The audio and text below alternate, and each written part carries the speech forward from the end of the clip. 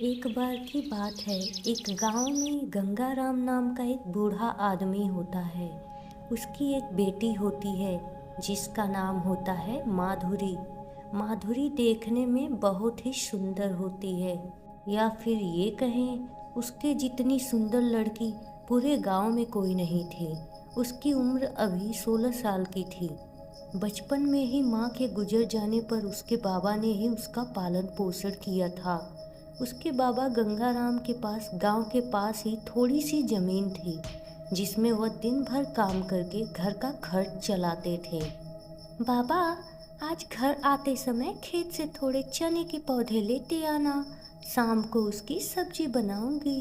ठीक है बेटी, अब तुम घर जाओ और वहाँ का काम काज देखो। मैं शाम को चने के पौधे लेकर आऊंगा। माधुरी हर रोज अपने बाबा गंगाराम के लिए खाना बनाकर अपने खेत पर चली जाती थी, जहाँ उसके बाबा गंगाराम रोज सुबह सवेरे चले जाते थे और दिन ढल जाने पर घर लौट आते थे। माधुरी थोड़ी चंचल स्वभाव की लड़की थी। उसके पड़ोस में एक मटरू नाम का लड़का होता है, जिसका माधुरी पर बुरी नज़र था, और जब भी उसे माधुरी रास्ते में आते जाते मिल जाती तो वह उसे छेड़ा करता था। और हो जाने मन, यूं अकेले अकेले किधर जा रही हो? अरे तुम तो जानती ही हो, आजकल का जमाना ठीक नहीं है। अगर तुम कहो तो मैं तुम्हारे साथ चल सकता हूँ। हाँ, मेरे होते तुम्हें कोई छू भी नहीं सकता। अरे जा रे, तेरा नास मिटे छिछोरा कहीं का। जब देखो तब आती जाती लड़कियों को छेड़ता रहता है। पूरे गांव में तुझ जैसा लुच्चा है ही नहीं कोई। मैं ना आऊं तेरी बात में, जा जा अपना काम कर। माधुरी मटरू की हरकतों से भली भांति परिचित थी, इसलिए वह जब भी उसे अपनी बातों में फंसाने की कोशिश करता तो वह उसे मुंहतोड़ जवाब देकर वहां से निकल जाती थी। एक दिन की बात है। माधुरी के बाबा गंगाराम किसी काम से शहर चले जाते हैं और जाने से पहले माधुरी से कहते हैं, बेटी माधुरी, मैं शहर जा रहा हूँ, कुछ नए बीज लाने हैं, शाम तक लौट आऊंगा। तुम चने की खेत की रखवाली करना, आजकल जंगली गायों ने परेशान कर रखा है।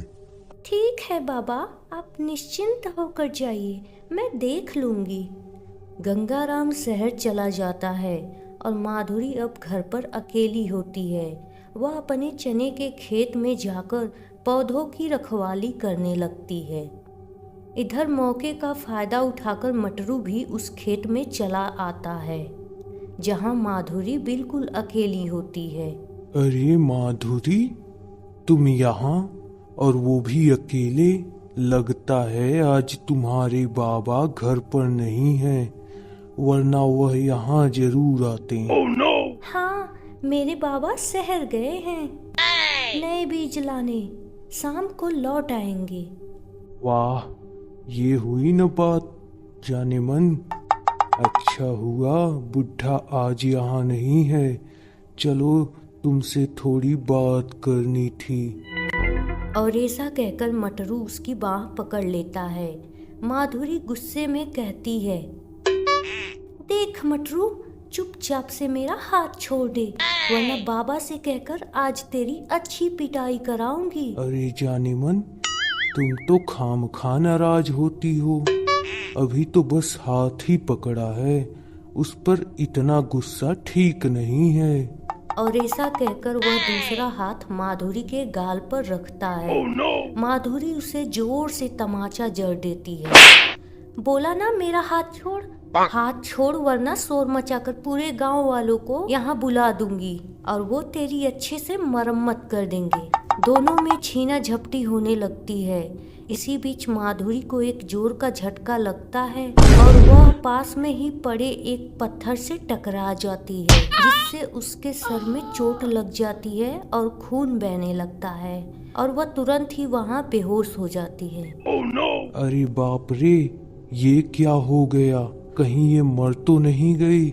जल्दी से यहाँ से भाग जाता हूँ, वरना किसी ने देख लिया तो फिर तो गया काम से। मटरू वहाँ से चुपचाप निकल जाता है और कई घंटों तक लगातार खून बह जाने से माधुरी मर जाती है और एक चुड़ैल बन जाती है। इस मटरू ने ही मेरी जान ली है, मैं इसे इसकी सजा जरूर दूंगी। कुछ दिन बीत जाते हैं। एक दिन मटरू फिर उसी चने के खेत से गुजरता है जहाँ माधुरी की मौत हुई थी। अरे ये कहाँ आ गया मैं? ये तो वही जगह है जहाँ माधुरी की जान चली गई थी।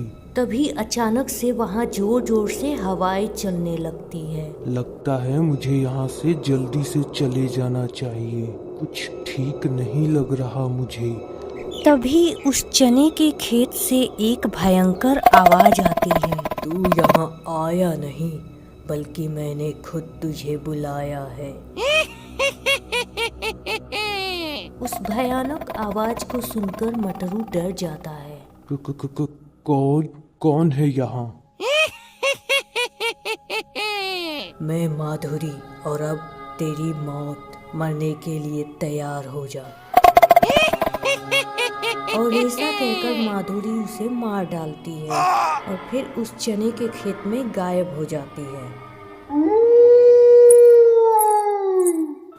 अगर आप चाहते हो कि मैं आपको परेशान न करूं, तो मेरी इस कहानी को लाइक और मेरे चैनल को सब्सक्राइब कर दो। फिर मिलेंगे अगली वीडियो में।